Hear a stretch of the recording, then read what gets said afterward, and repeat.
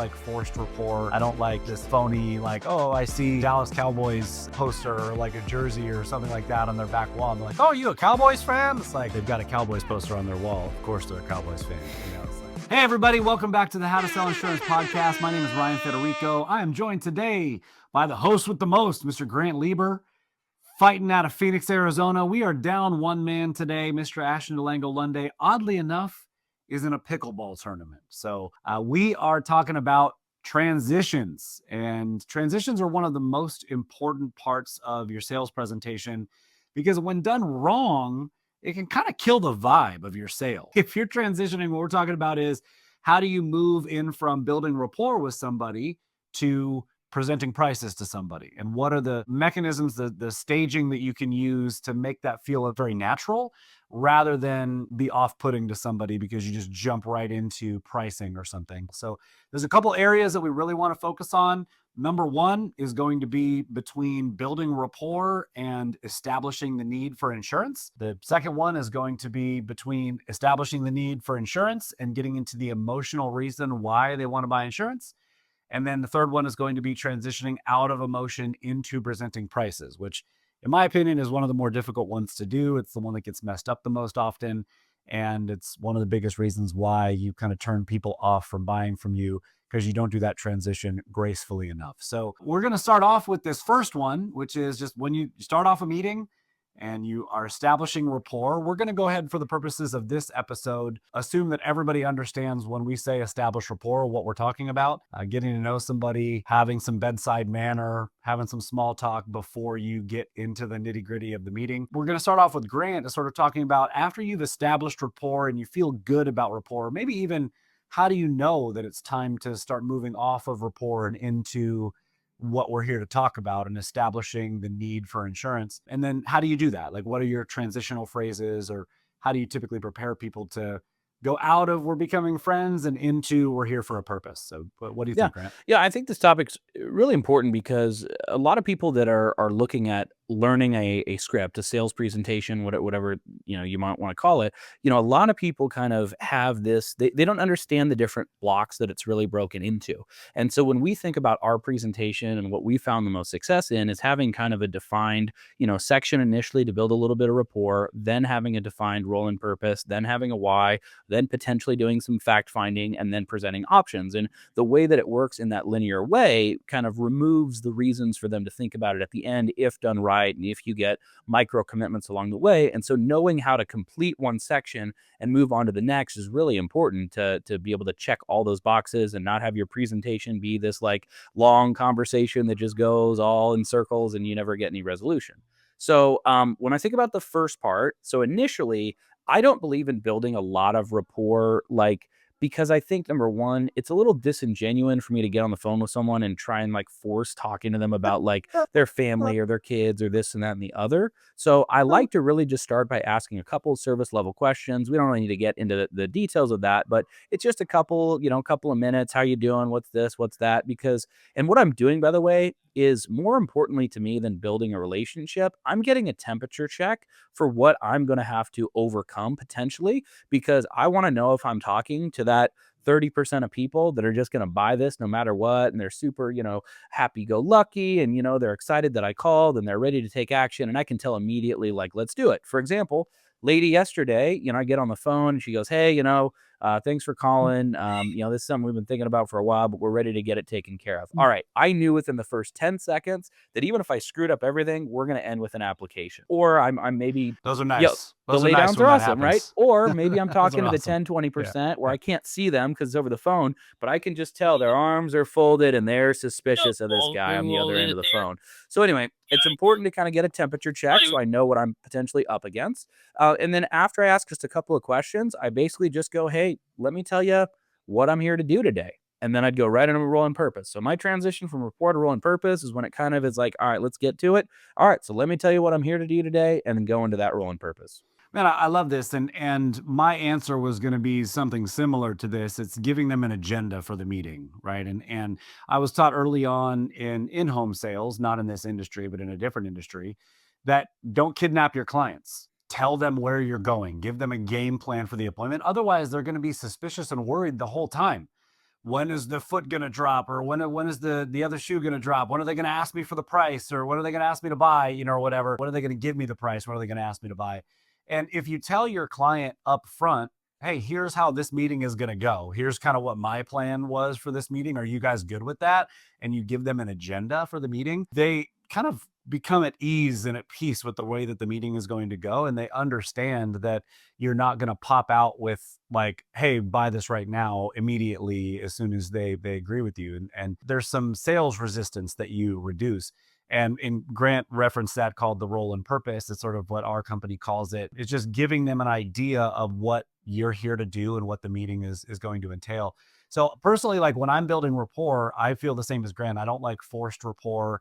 I don't like, this phony, like, oh, I see, Dallas Cowboys poster or like a jersey or something like that on their back wall. I'm like, oh, you a Cowboys fan? It's like, come on, man. They've got a Cowboys poster on their wall. Of course they're a Cowboys fan. It's like, I like the basic stuff. Like Grant was saying, how long have you guys lived here? What stood out to you about, the ad that you clicked on? What was your main concern? Like, hey, what are your goals here? I love that. Like, what are your goals out of this meeting? And just getting them talking and building some kind of a relationship with you where they feel comfortable talking, and they feel comfortable giving you answers, because I'm about to ask them for a bunch of answers.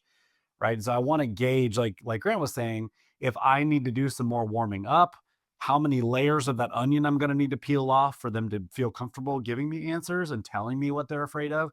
Mhm. And then to transition out of the report into the actual needs assessment of, do they need insurance? I'm giving them a game plan. I'm giving them a roadmap for like, hey, I just want to be completely transparent with you and tell you how this meeting typically goes. Here's what my role is. I'm going to go over your medical, information that you gave me to make sure that I have everything there correctly. We're going to do a brief financial overview just to see if you even need insurance.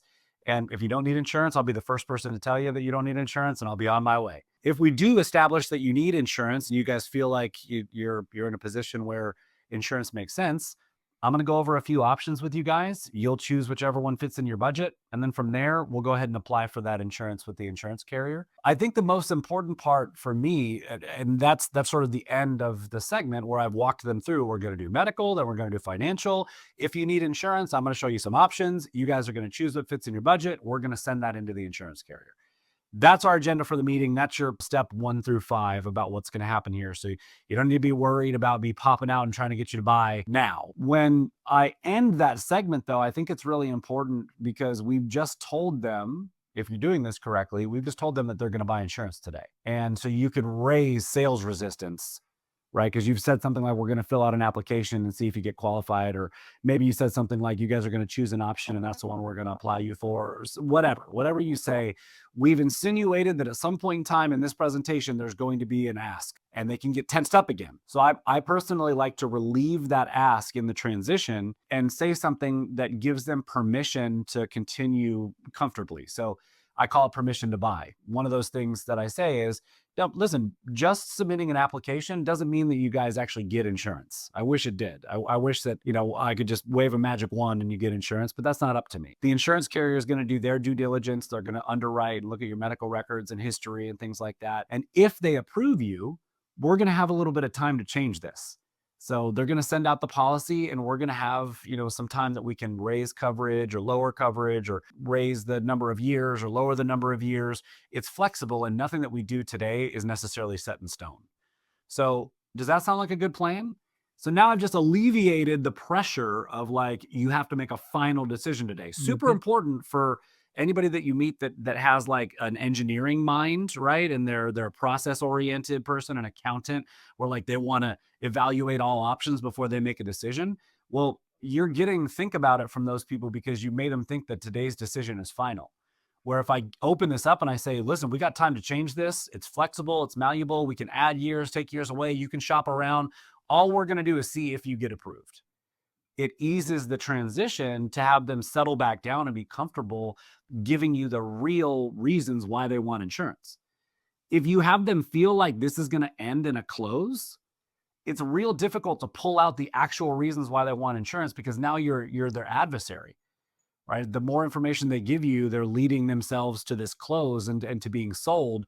And so I've just found that if I don't like alleviate that tension, I just get a bunch of feedback from people that like it becomes harder to get information out of them, if that makes sense. Yeah. And anything you want to add to that before we move on to the second one? I think that the first one, it really is more of a kind of like a, hey, here's what's going to happen. And then everyone after that, we're kind of asking for not permission, but we're basically asking for acknowledgement to move on. Because this whole time we're leading, and you'll notice our postures, we're leading them through. We're not like, hey, is it okay if we put in an application today? It's like, all right, after we get this information, we're going to be putting in an application today. I think that's a really important part of the role and purpose, is letting them know that's going to happen, so it isn't a surprise later. But no, other than that, that's good. This first part, hey, listen, let's do this. At the end, I get my first micro commitment at the end of role and purpose. Hey, here's what we're going to do. Is that fair? Does that make sense? Blah, blah, blah. Yes, now I have permission to move on. And exactly what Grant said in his opening about getting a commitment before you move. If you're not getting some sort of a commitment that sounds like a good plan, that's what I asked. Does this all sound like a good plan to you? Does that sound good? Are we in agreement? When they say yes, that means they're agreeing to submit an application if they need it, right? They're agreeing to apply for insurance. And so we've got a little bit of a tie down and a micro commitment to move into the next stage. So now we've gotten that tie down. We moved into the next stage. Now we're digging into the needs assessment, the reason why they need insurance. And some people do a financial fire drill. Some people just ask what their concerns are. Some people do more of a question-based approach about like, what would happen if, and what would you guys do if, and where would you have to go if, and they're identifying the need for insurance. This should end at somebody being 100% sold on insurance. You should, if you're doing this correctly, if you're doing this section correctly, you should get people at the end of this segment to go like, I need insurance. You should be able to ask, sounds to me like we need to put some insurance coverage in place, don't you think? And they'd go, yes. There's no possible way they could say no, because you've gotten them to say out of their mouth they need insurance. Now we're going to transition into the options, right? We're going to transition out of the needs assessment and finding their why into showing them pricing. And then the third one is going from pricing into closing, right? So in this section, Grant, like what are you finding yourself doing with clients when you're kind of making the transition from what they need into explaining pricing? What are some of the things you Yeah. do? So everyone has a slightly different order to potentially their presentation, or they might have a different style, like you mentioned. And, for me, so if I think about the order that we're in, so it's like, all right, we did a little bit of rapport, we did our role and purpose. For me, after that, I actually go into their health, because I like to be able to get a little bit of their health information ahead of being able to ask what we'd consider the why, which is kind of digging into what's really your need here today. So I like to be able to kind of dig in on the health before I get into that why. And so the way that I start is going through, what I information I already have. Then we kind of go into, hey, what are the additional things? I kind of explain, the idea of I'm not your judge or jury. I'm really your lawyer. You kind of tell the lawyer everything when it comes to health, because if there's a decline for you when we put in an application, there's three reasons. Either number one, I did a bad job. You told me the right information. I just screwed up. I didn't put you with a company you should have ever got approved for, and that's on me. Second thing is it's on you. Doesn't mean that you're trying to lie or anything. It's just there's maybe a health condition or a medication that, came up that they had a concern on that maybe you just forgot to disclose. Or lastly, maybe the insurance carrier is having a case of the Mondays and they're feeling a little bit strict, and they're just saying, we can't offer coverage right now. So I want to make sure I get the health, and then I just simply, hey, let me get you all the information. I go, okay, perfect. And so now I found that when I transition into the why, I like to acknowledge that I'm asking uncomfortable questions. I like to say something to the effect of, Ryan, to really make sure that I'm doing the right thing by you and your family and showing you the right option. I just wanted to ask a couple of personal questions, and I'm not trying to ask this to like pry into your personal life and all that kind of stuff. I know we just met, but I just want to make sure that I truly understand your family situation so that I can give you, kind of the best option that's going to fit the need for your family, and then obviously, fit the budget. So would it be okay? I know it's a little uncomfortable for me to ask, maybe uncomfortable for you to answer. Is it okay if I just ask you a couple personal questions? And then they always go, yeah. And then I would, then I just transition. I go, okay, so, tell me, what has you looking into this coverage? And then they'll go, oh, well, this. And I go, after that, so say you didn't come home yesterday. How does the situation play out for your family as it stands today? So those are basically my transition questions from like, health into the why, and then we go through, we peel back Yeah. the onion, as many things as possible, and then at the end, my transition out of the why to know that I got a good enough one and I'm ready to move forward into either a fact finding or presenting options, depending on your process, is I basically bundle up their why, put a big little bow on it, and I give it back to them. And I'm like, "Is that your why?" And they're like, "That's my why." And I'm like, "Great. Do you agree that we don't want that to happen?" And they go, "Yes, I agree." And then I'm like, "Boom. Now I've got that section." Nice. I want to just mention, I think this is super important. Like Grant is working a lot of digital leads and he's doing a lot of text messaging to book appointments and one call closing.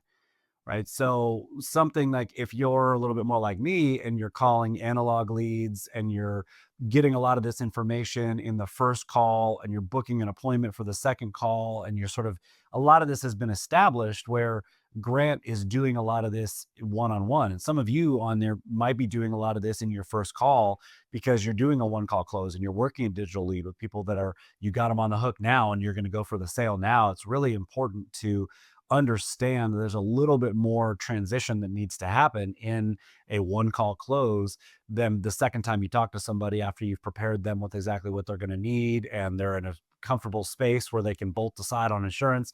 So I love this because we need to reach both parties, you know. And for me, I think that I don't really ask permission.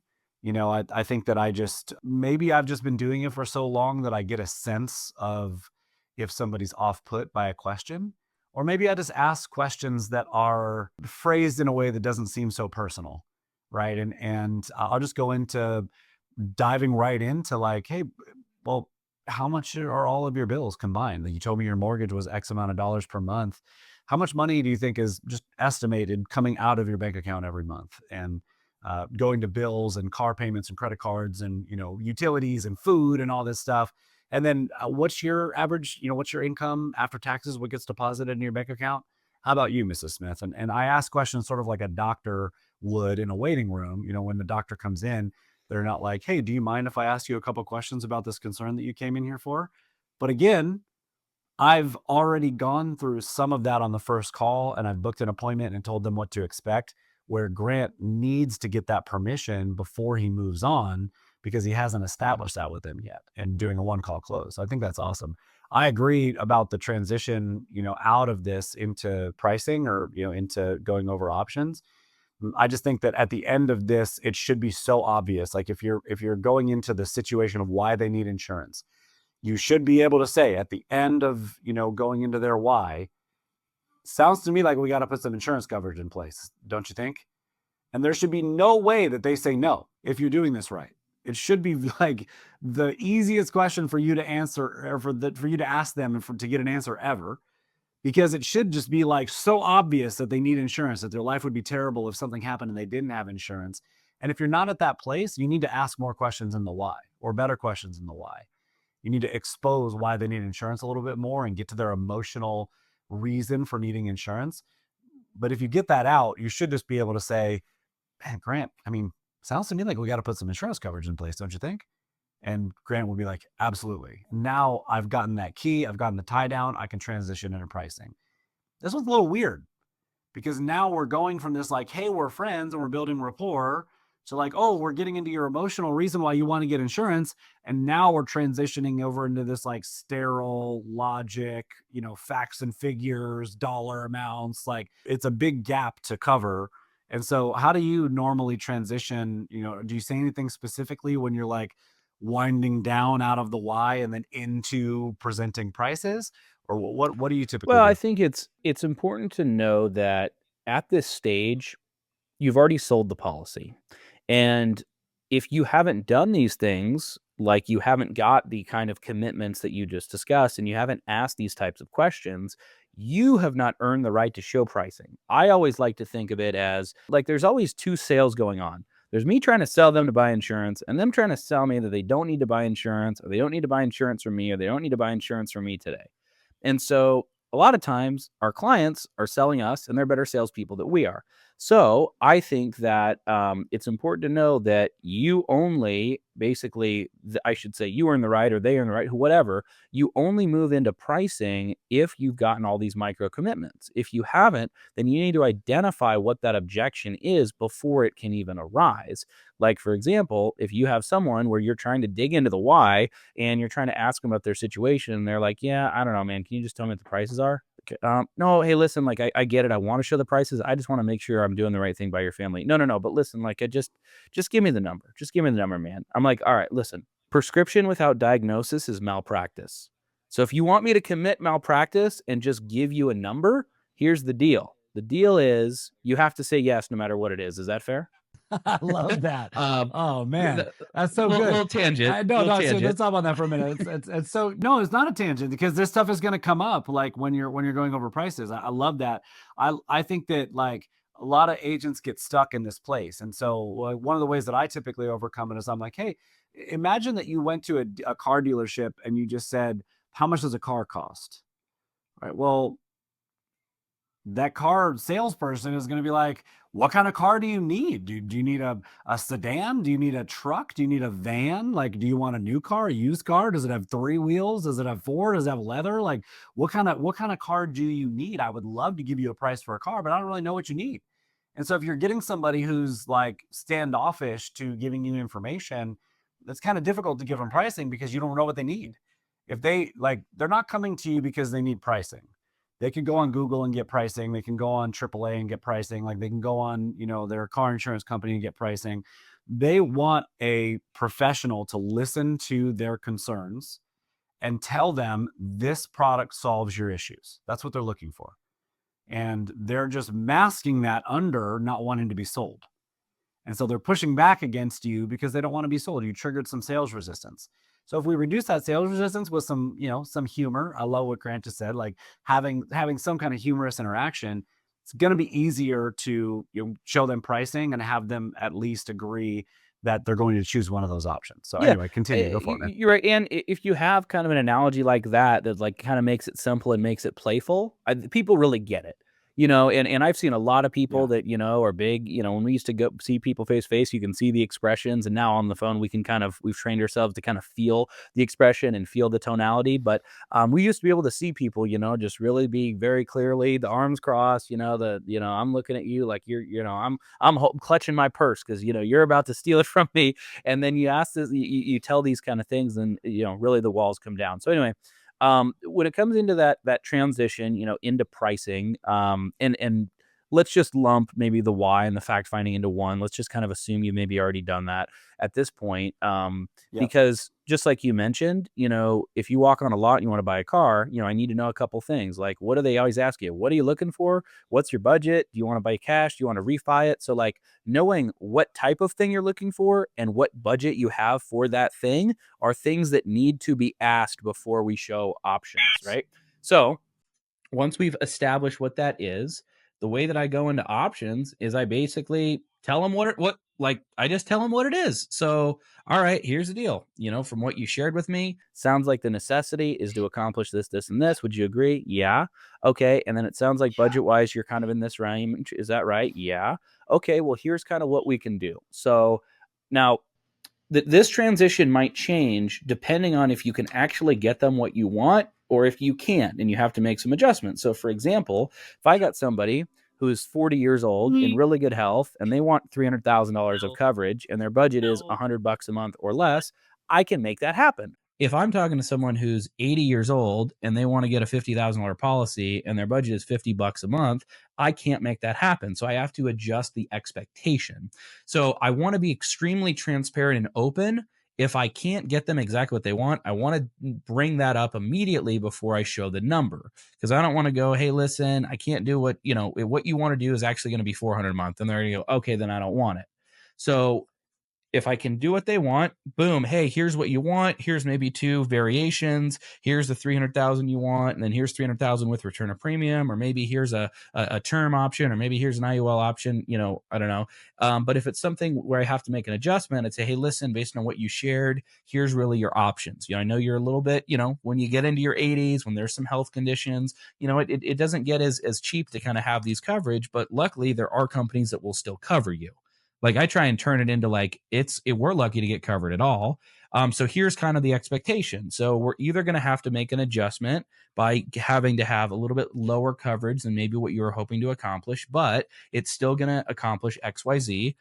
I know that you want to give your wife 50 grand to make sure your burial and final expenses are covered, but if you could give her at least 20, would that still at least kind of give her some peace of mind? Yes. Okay. So now I can overcome that gap between going from 50 to 20 is a big jump, but I could overcome it by getting them to acknowledge it still solves a problem. Or when it comes to budget, hey, listen, I know you were hoping to be around $100 a month. Just want to let you know if we really wanted to get exactly what you're looking for, it's going to be a little bit higher. So would you be open to either having a little bit less coverage, or would you be open to, maybe is there really a little bit more budget that we can work with to get you that number? So now it's like, before I show numbers, I like to think of it as I'm getting on the same side of the table as them, and it's me and them versus the problem. Then we transition after I kind of like get a feel for where they're at. We're like, all right, here's how we're going to solve this problem together. Here's what we can do, and then whenever you show pricing, always have to ask, which one do you want to apply for? Don't just go, all right, here it is, and leave it open ended. Which one do you want to apply for today, A or B? Yeah. I think that like this transition between when they're emotional and when you're going into the logic, my goal is always to prepare them for what they're about to see. And you should have some sort of a strategy going into an appointment of knowing they're this age. My target client typically buys about this. This is the price range that I've normally seen these policies in. And I want to have a reasonable explanation of how this solves their problem. So, as an example, if they have a $300,000 mortgage and both husband and wife work, maybe I want to do 150 on wife, 150 on husband. Because if he dies, she's just looking for his half of the mortgage and vice versa. Right. And I want to have a reasonable explanation if I'm going into this knowing, man, probably unlikely that they both buy 300K. That's, getting up into $300 a month, 350 a month is typically out of the range of what I normally see with clients. So I want to go in preparing them that when I transition, say, hey, listen, what most people do in your situation is this. Most people cover 150 on each of you because if either one of you dies, they're going to need the other half of the mortgage. Does that make sense? Yes. Okay, great. Now I can still show them 300,000, but I just told them that they needed 150 each, which is more in their budget range, right? So I've given them a reason to buy a smaller policy, but a very reasonable explanation of that it covers what they're looking for. If it's an older person, I love like, hey, if you died, what's going to happen to this house? Like, is somebody going to move in? They're just going to sell it? And like, oh, my kids will just sell this thing. It's like, perfect. You don't need a whole mortgage payoff anyway. Why was I worried about getting you 300,000? All you need is enough money to put the house on the market and put a coat of paint on it and clear everything out of this house and do the estate sale and get this thing sold, because nobody's moving in. There's no dependents that live here with you. And maybe if husband died, wife wouldn't stay in the house. Maybe she would go live somewhere else. Have you asked these questions with them? Like, because there's a lot of clients that you can avoid having to stretch that they can't afford 300,000 and that you want to get them 50,000. A lot of clients, you can avoid that by just asking them what's going to happen when they die, and them going, oh God, we'd sell this house and I'd move to Boca Raton. It's like, oh great. So we just need to get you a little bit of money to move all the stuff out of this house and get you the house sold and get you to Boca Raton. Is that right? Yeah, perfect. What you need is 30,000. And now I've solved my own problem without having to address this uncomfortable thing of like, oh, hey, I know that you applied for 300, but I'm only showing you 20 or whatever. So I think having a plan in that transition to explain to them what they're about to see and having a reasonable explanation that it solves their problem, making a connection. This is what most people do. This is what everybody in your position does. This is what all my clients that I've met with in your position do. This is what I would suggest, even making these statements that allow them to keep up with the Joneses, right? And adopt whatever you're suggesting, I think is super important. as we transition into the fourth one, it's real simple. My last note on, after they've selected an option and you're actually applying them for coverage, stop selling. Stop selling. Don't talk past the close. Mhm. Don't continue telling them about features and benefits. Don't continue telling them about other products and IULs and annuities and grandchildren's policies and riders. They can just go with what they've agreed to. Get that app done, get it submitted, say thank you, great to have you on board. Upsell them when you go to your next appointment with them. Upsell them when you're delivering the policy, right? Sell them through an email, sell them on a follow-up call a couple months later or whatever. But just stop selling once they've agreed to an option and you filled out the application, and just go through the mechanical portion of filling out the app and submitting it to the insurance carrier in that section. So any notes you got on that one, Grant? Yeah, I think a confused mind doesn't buy, and some people take someone who's made a commitment and they're ready to move forward, and then you just randomly confuse them and blow it. So that's the biggest thing. Don't shoot yourself in the foot, and this goes for there's so many stages of this process where you can shoot yourself in the foot. So try not to do that.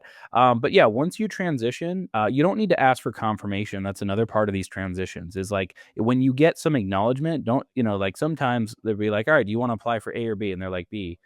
Oh, are you sure you wanna apply for that one? The $400 a month, are you sure?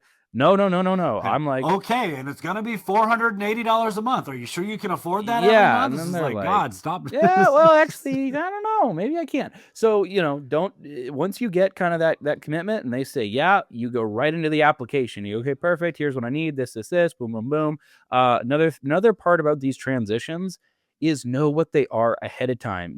Be a professional. Make sure you take the time to actually study your presentation script. Know what this process is so that if they try and take you off script in whatever one way or another, you know how to get right back and where you are in the process. Same thing with applications. Okay, if I got Mutual of Omaha's, what I just presented, I want to have my Mutual of Omaha app ready to go right into it. I don't want to have some awkward 10-minute transition where I'm like, oh, they said yes. And now I'm like, okay, well, let me just boot up my computer and let me remember my login and let me find the e-app and oh, it's been a while. So, another thing about this is make sure that you already are on the next step before you're transitioning so you're ready to go and you know exactly where to go. And then when you get into that app, everything is very assumptive. We're not everything is just normal. Like when you're asking for their social, I believe in the rule of threes. Rule of threes means if I ask them for three things in a row, after that, they basically just say whatever. All right, so Ryan, got here. Your date, your age. You said you're 34. What was your date of birth? Boom. Okay, awesome. And then home address. You got that also. And just so you know, I'm going to be sending you.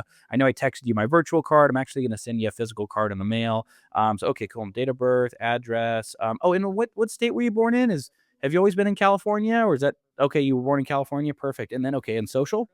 And see, it's just part of the questions, right? So you don't want to go like the other thing you want to be careful on is you want to transition to the app and you go, all right, perfect. All right, Ryan, what's your full social? Yeah, Whoa, hang the on. first thing you ask. Whoa, what's your bank account info? Yeah, totally. We want to warm them up. I love that, and knowing like what would like off put you, right? If somebody came in and asked you, for very sensitive information, like immediately, want to warm them up a little bit, and so the information that you need. I always love to say they, as in the insurance carrier. Yeah, so hey, they're going to ask some questions here, and I'm just going to fill out the questions that they're asking. We're going to go over these questions and I'm going to send you everything so you can review it before we submit it into them. We're going to do that all on this call right now. So let's get going. I have here that you're 47. What's your actual date of birth? And so I give them a little like they're asking these questions. I'm not asking these questions. They are the insurance company, right? And it typically makes things go a little bit easier, Mhm. but easing them into that before you're like, how about your checking and routing number? What is that? Like that's like don't get yourself in hot water with that sensitive information. Ask them some softer questions first and get them talking. I love that. It's a great piece at the end there. The final thing I think I'd say on this is that whenever you reach somebody, like you get them to a point where they're about to buy, you are in danger of walls going up because they have some sales resistance, right? You've triggered like you're actually going to ask for their card or you're going to ask for their bank account or something like that. Even if you've had low sales resistance through the rest of the appointment, right here, you're subject to somebody freaking out at this point because they're actually having to make a decision to buy. I love before I fill out an application just to remind them that they have permission to do this. Like what I told them earlier on in the sale, just say, hey, and again, we're just going to see if you get approved for this. Nothing is set in stone. We can change this if you get approved and add coverage to it and take coverage away. This is just going to be our starting point to see if they approve you and that we get everything done, right? So now it's easier to get them to buy and to give me their social and to give me their bank account because they don't feel like they're locked in, like they're set in stone. And I think that just reminding them that, we made this agreement earlier, we got our micro commitments at each stage, and that this is just to see if they get approved. And then, obviously most people keep the policy that they apply for, but that they could change it if they wanted to, which is true. If they came back to you and they were like, I want 300,000 now instead of 100,000, you'll sell them 200,000 more, right? If they came back to you and they were like, hey, I know I got that 200,000, but I think we could really afford 100,000, you'll downgrade them so that you don't have a chargeback, later. So like it is flexible and they do have this time to change it, and you can work with them after the fact of them getting approved. But you also are making a sale along the way and cutting out to think about it. So that's what we got for you on transitions today. We're going to keep coming back to you with fresh content. Make sure you like and subscribe, hit the little bell so you know whenever we send out new episodes, and we'll see you guys soon. Later, everybody. Cheers.